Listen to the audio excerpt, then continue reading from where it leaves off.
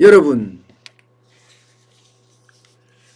집값 폭등한다. 이게 경영연구소에서 이런 얘기가 나오니까 와, 어쩌면 충격입니다. 우리가 현실에서도 집값이 엄청나게 오른다, 이것은 느끼고 있었는데, 이게 급등이 아니라 폭등한다는 경영연구소의 지표가 나오니까 충격적이에요.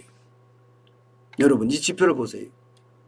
2021년 집값 상승률 전망, 우리금융경영연구소예요. 9.96%입니다. 9.96%. 이것은 여러분 전국 집값 상승률 전망이에요. 전국 집값 상승률 전망이에요. 그렇다면 수도권은요?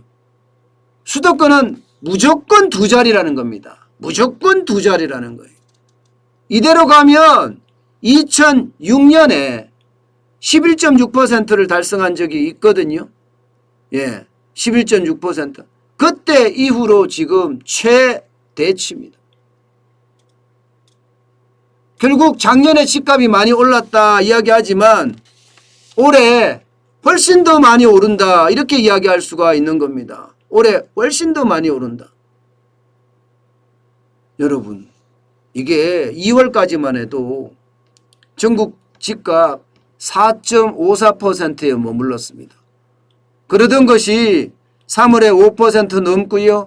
6월에 6% 넘고요. 4월에 그리고 5월에 7%가 넘더니 급기야 8월에 오니까 9.96%까지 올라간 겁니다. 여기에 대한 왜 이렇게 올라갔느냐? 지금 우리금융 경영연구소에서는 부동산 정책의 실패다, 이런 말은 단 한마디도 없습니다. 단 한마디도 없어요. 제가 생각해서는 1번이 부동산 정책의 실패입니다. 부동산 정책의 실패라는 게 뭐냐?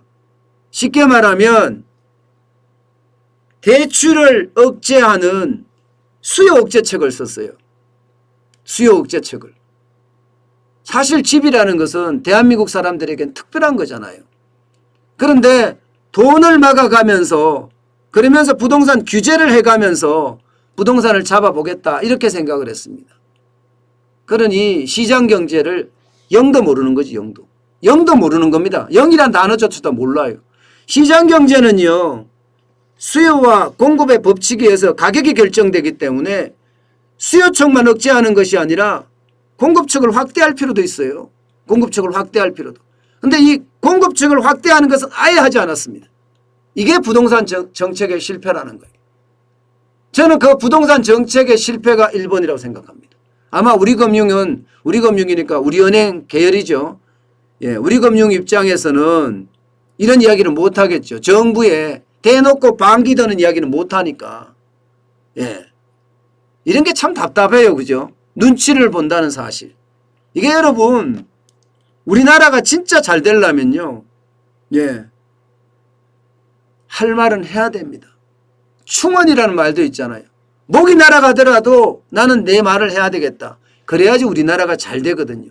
간신배만 몰려있으면 나라가 잘 될 수가 없습니다. 지금 우리금융 같은 경우는 느낌이 그런 느낌이에요. 간신배 느낌. 그래서 제가 보기에는 일단 부동산 정책의 실패가 1번이고요. 이제 2번은 우리금융그룹에서 이야기하는 것처럼 통화량이 많다는 것, 풍부한 유동성이 집값을 올렸다는 것, 이거 두 번째로 지목할 수가 있습니다. 실제예요. 실제. 유동성이 엄청 늘립니다. 7월 기준으로 보더라도 여러분 보세요. 전년 동월 대비해 보면 11.4%나 늘었어요. 유동성이 11.4%면 3,443조 9천억 원인데 여기에 10% 넘는다고 하면 300조씩 늘어난다는 거죠. 300조씩. 300조가 넘죠. 10%만 하더라도, 11%만 하더라도 어마어마한 거죠. 400조가량 늘어난다는 400조. 11%가 늘어나면. 그러니까 유동성이 엄청나게 늘어나니까 그 돈의 가치가 그야말로 두둑두둑 떨어져서 실물의 가치인 집값은 쑥쑥쑥쑥 올라간다는 그런 이야기입니다. 그런 얘기. 예, 그런 얘기입니다. 그런데 앞으로 이게 줄어들 거냐? 아니에요. 앞으로도 늘어날 겁니다. 내년 대통령 선거 3월 9일 대통령 선거를 앞두고 내년 6월 1일 지방선거를 앞두고 뭐 너도 나도 돈 뿌리고 있잖아요. 중앙정부도 돈 뿌리고 지방정부도 돈 뿌리고 돈 안 뿌리는 곳이 없어요. 있는 돈 없는 돈 다 갖다 뿌려요. 부채가 많아지든 말든 상관없어요. 지방정부가 무너지든 중앙정부가 무너지든 상관없습니다. 무조건 선거에서 이기면 되는 거예요. 이기면.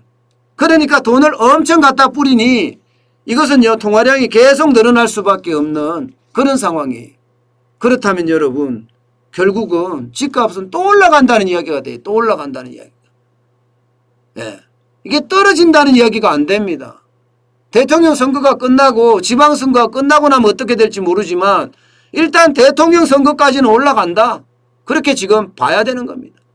그 정도로 지금 뿌리고 또 뿌린다는 이야기예요.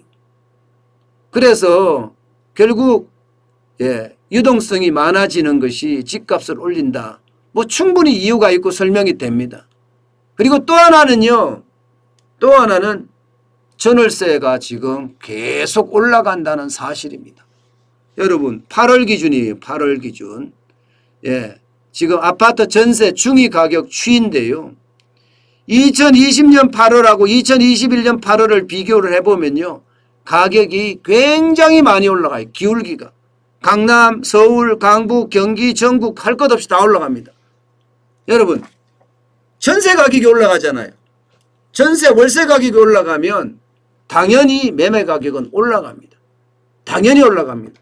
그래서 우리금융경영연구소에서도 똑같이 이야기를 하고 있는 거예요.